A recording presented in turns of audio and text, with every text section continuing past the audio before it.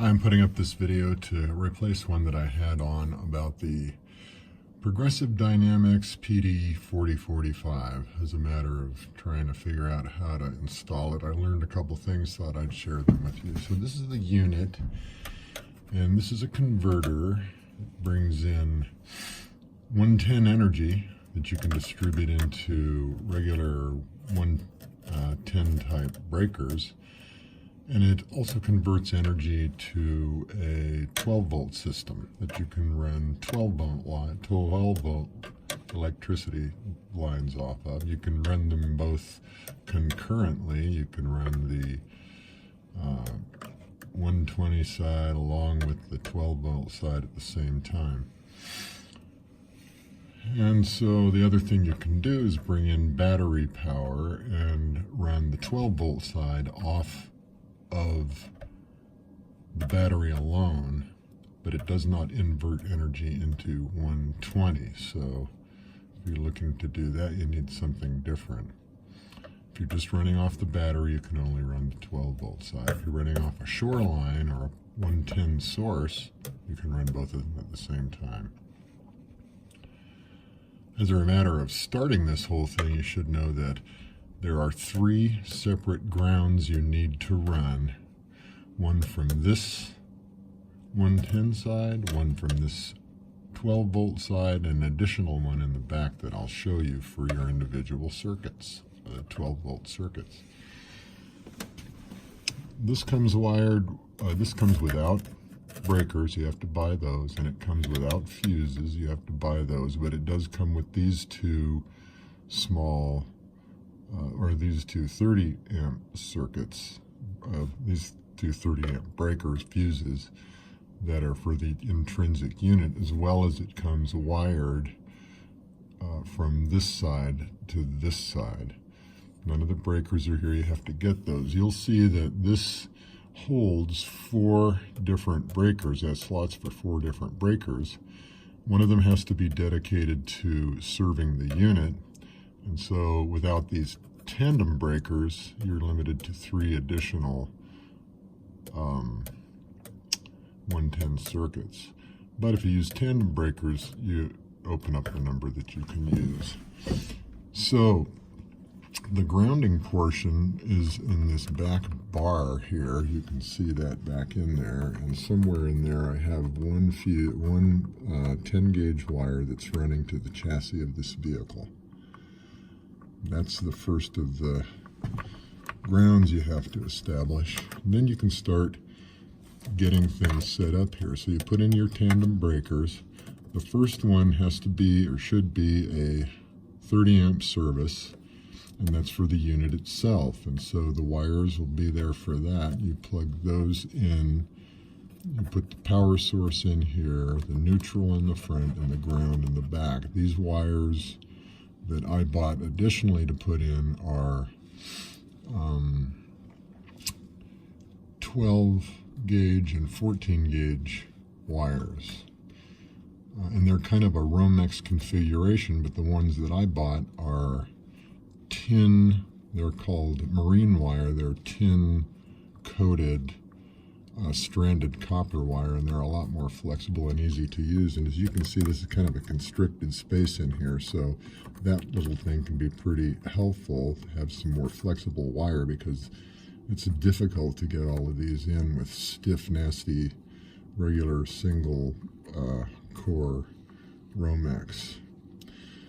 So I have additional 20 amp services and some 15 amp services, refrigerator, microwave, air conditioner, a couple of wall outlets, and then there are some additional chargers and whatnot I have hooked up to that.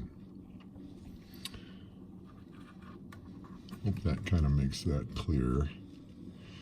Thereafter, I went to the 12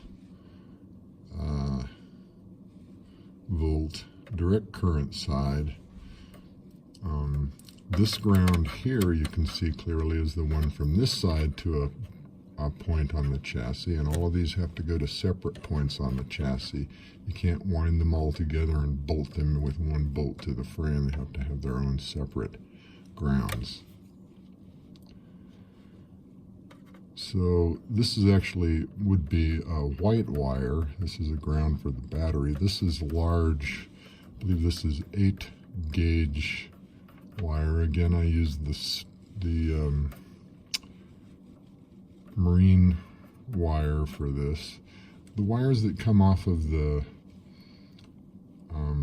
12 volt side, you know, you don't need an additional ground like that for over here, so your wire can be encased or free, but you only need 2 wires, a positive and a negative, for each circuit that you run off of the 12 volt side, and I'll show you that in a minute.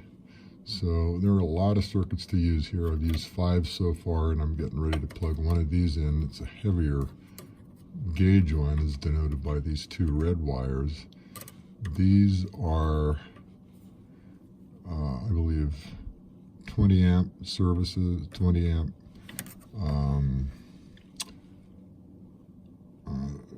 not sure what the gauge is. I think they're 12 gauge wires, and these are all 14 gauge wires on the bottom.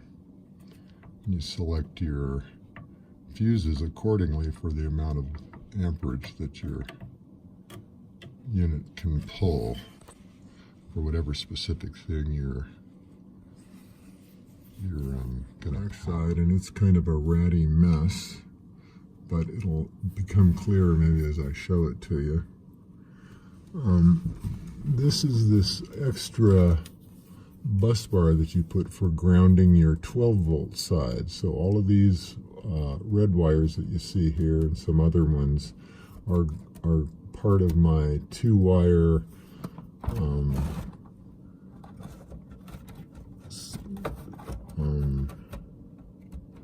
where's the other one? Oh, there it is.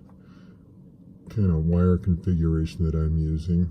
And each of these black wires goes from the front power source, and then it has to be grounded to this thing over here, which has its own separate ground also that gets put to the chassis.